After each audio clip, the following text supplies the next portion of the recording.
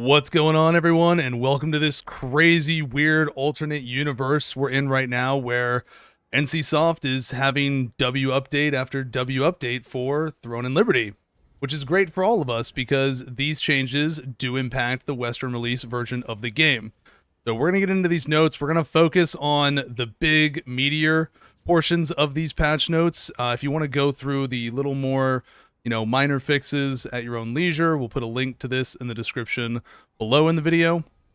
So first up on here is the changes to the resurrection system. Right now, when you die in game, you lose 5% XP, and if you die too many times without recovering the XP or the debuff, you actually get a stat debuff that influences your combat effectiveness. And that neither's been very good, especially once you get to max level. The EXP loss no longer matters anymore, and when there's PvP zone events, getting those debuffs are just really more inconvenience rather than feeling meaningful. So they are completely changing this as a whole. Following this patch, the death penalty has been removed, and in normal circumstances, when a character dies, there is no experience loss or death penalty. When there is battle content, aka PvP content, so Origin Stone battles, Dimension Stone battles, dungeons at nighttime, field dungeons at nighttime, guild battles, sieges, world boss in conflict zones, etc., those spaces are now going to have a death after effect that is applied. The new death after effect is going to be a 10-second respawn timer. So in order for there to still be weight to the death and also to curb zombie rezzing, as many people like to do in PvP content, they are going to have a 10-second respawn timer that once that's done, you'll pick where you respawn after that time, and you'll respawn in. If you die more than 3 times, it will change to a serious death effect, and the waiting time will increase to 20 seconds. Once you get to the serious death effect state, that is when you can pay to have your respawn time shortened, back to the same way you did with clearing the debuff before, with using either your free recoveries, your recovery coins, or the Solent itself. So that'll shorten the debuff time down 10 seconds, etc. like that. So that's where the spending of recovery will come into play. That's not going away entirely, but we're not going to get really pesky debuffs that are going to be really problematic in that sense. Treatment of after effects of death. Applied death effects and serious death effects will be automatically healed after 2 hours without a separate recovery process. So over time, these effects will just be removed. After effects of death can be treated for free from the Einar Priest at the base, so normally where you would go to recover currently. Serious death after effects require recovery cost to treat and are used in the order of free recovery counts, your recovery coins, and then your Solent, as we said. So that's a nice quality of life change to that system. The biggest change in this update is not only a huge quality of life feature change, but it's a big gameplay and progression change that also cuts back on the perceived pay to win that this system originally brought about. So the cost to initialize a rune socket and the amount of rune fragments obtained when melting has been changed. So when they're talking about the initialization of rune sockets, to first give you context of what that is, for those of you who may not know if you haven't encountered the system yet, on your weapons and accessories, you have the ability to unlock these runes on the weapon. And unlocking a rune has a hammer cost to it. Once you unlock that rune slot, it will RNG roll between an attack rune, a defense rune, or a support rune. So if you wanted to change this from a defense rune to an attack rune, you would then have to respend hammers to re-roll the rune slot. And it can re-roll to the rune that you just had of the same type. Now, the reason why this was bad, aside from it just simply being RNG, is 2 levels to it. One, right now, as it currently functions, is after a period of time of re-rolling the rune slot, the cost amount would go up. So currently, for a T1 weapon, like that weapon I just showed, for the first 1 through 9 attempts, it would cost me 2 hammers to re-roll it every time. After we broke it to 10 to 20 times, it would be 4 hammers. Beyond that, 6 hammers, and eventually it just caps out at 8 hammers for every attempt. So it got progressively more expensive to re-roll the rune slots. Part of the reason why this is so bad is because there's different percent chances for each of the rune slot types. So to get an attack rune is a 10% chance. To get a defense rune is a 30% chance, and to get a support rune is a 60% chance. So if you really want that attack rune, there's a 90% chance you're not going to get it when you roll for it. So that RNG of that system was really bad and led to a lot of instances where people's hammer costs got really high rolling for rune slots. And the reason why that matters for the rune slot is because the order of your runes that you put on here dictate a bonus effect. So if you want this one that gives you dexterity 3 and attack speed 3%, you needed to have an attack rune, a support rune, and then a defense rune. So if this rolled defense, support, defense, I'd have to re-roll this slot until it goes to attack. I could get really lucky and get it on the first tap of my hammers, or I could be spending hundreds of hammers and never get it because there's no pity system for it, and it's only a 10% chance, so the odds are not in my favor. So having that cost go up every time was really bad. This change normalizes the cost completely. So from now on, it is going to be 2 hammers for every attempt for that T1 weapon. T2 weapons are 4 hammers for the weapons. Accessories are 2, and the T1 accessories are 1. So they stay at their normal starting value for every attempt. Currently, those RNG chances, the percentages, aren't changing at this time. That might be the next thing that they do to address it or make it better. But right now, it's still going to be a 10% chance for that attack rune, but at least the hammer cost isn't going to go up. It's staying at a flat amount across the board no matter what. So that's a huge bonus there and really cuts back on potential perceived spending that you would have to do, because one of the only ways to get hammers was through swiping for them.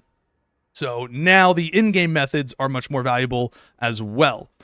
Rune dissolution method change, and part of that comes here. The number of rune fragments you can obtain when melting runes has changed. When melting lower level runes, the amount of rune fragments obtained has been increased. When melting higher level runes, the amount obtained has been slightly decreased to adjust the acquisition gap between rune levels. So at the higher level of it, because you're getting those higher runes by having higher gear and everything innately, they're lowering that gap between the 2 tiers of content that people are doing. So we're going to get a larger influx of rune fragments earlier on, which is going to help with hammers, because one of the ways you get hammers is by crafting them from rune fragments. So getting more rune fragments from those lower runes earlier on and from the lower forms of content is going to help with the supply to hammers for rolling your rune sockets. So that's a really nice addition there.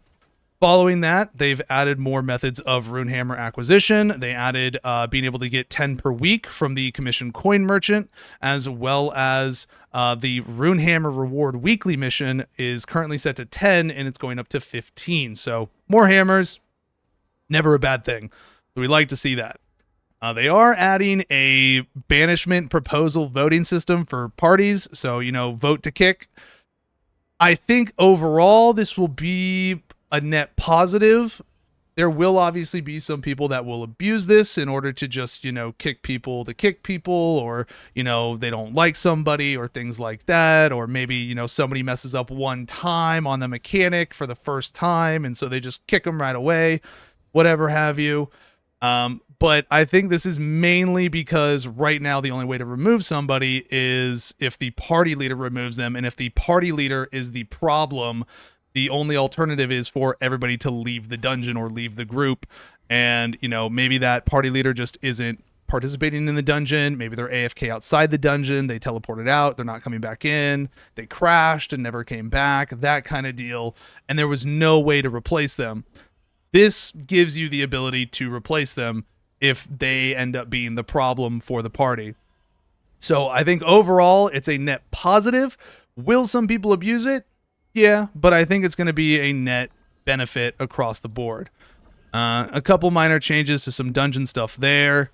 We're not going to go through those. The adjusted trait related cost and UI. So this is just a nice little quality of life addition to reference it as well. So what it is currently, when you try to trait a piece of gear, transfer a trait from a lower piece of gear to a higher piece of gear, it only has a 10% base chance, and when it fails, you get more blessing for it, and you can choose to use the blessing to increase your chance for that lower piece. What it does currently is it has the same enchantment cost in Solent. So right here, to use these blue gauntlets would be 75k Solent. If I had a purple pair of T1 gauntlets, that would give me a guaranteed 100% trait transfer. That would still be 75k Solent. So what this change right here is doing, it is lowering the cost for using lower tier equipment when trying to add traits. So at the very least, blessing stacking, so stacking up your blessing percentages, is going to be more cost efficient and not be so painfully cost consuming. So that's going to be a lot better, just in the sense of stacking up your blessings more easily. And then it's just some basic UI improvements to give you a little more clarity about the trait effects that you can get from the characteristic UI for probability of traits and resonance conversions. When doing these conversion traits, what you can get and the percentage chance that you will roll those, and just a little more clarity from the windows there. The only UI feature that I think is important here, like really important here, is the bag changes. Currently, if your bag is full and you wanted to melt something down for materials that you already have in your bag, it doesn't let you do that because it says your bag is full. You will now be able to do that. You're going to be able to melt change so that melting and material conversions will be possible even while your bag is full. So as long as you have those materials in your bag already, it's going to just add to that pile. It's not going to tell you that your bag's full, which is a really nice quality of life feature, so that you're not stuck looking around for what you can delete at the moment just to try and make space right then and there in order to break down other equipment to make more space.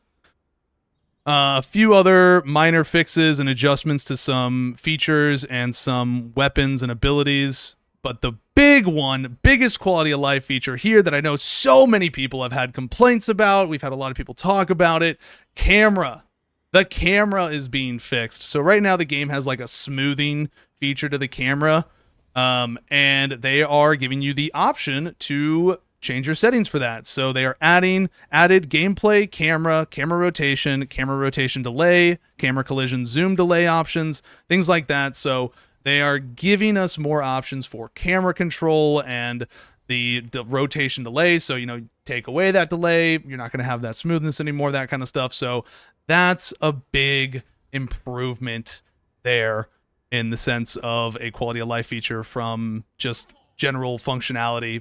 One of the worst things from Throne and Liberty is just the base default settings for the game are a really poor experience for the average person. You have to go in and mess with the UI, the targeting, the skill input, just all these different things in order for it to feel like a better gameplay experience, which is not good, but it is better once you do that, and it is a much more enjoyable experience at that point.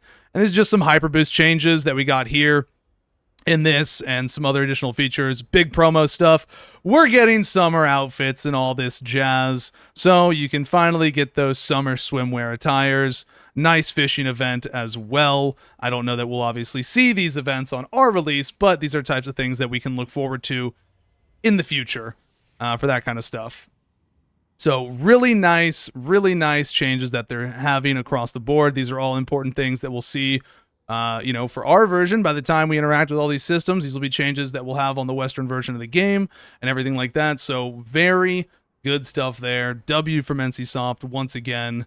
Really like to see it. Hopefully this keeps being the trend for them going forward, and as we get closer and closer to that Western launch. Thank you all so much for watching. If you enjoyed the video, be sure to drop a like and subscribe. If you have any questions for us, you can catch us live on Twitch at twitch.tv/ZZav. Take care. Have a good one.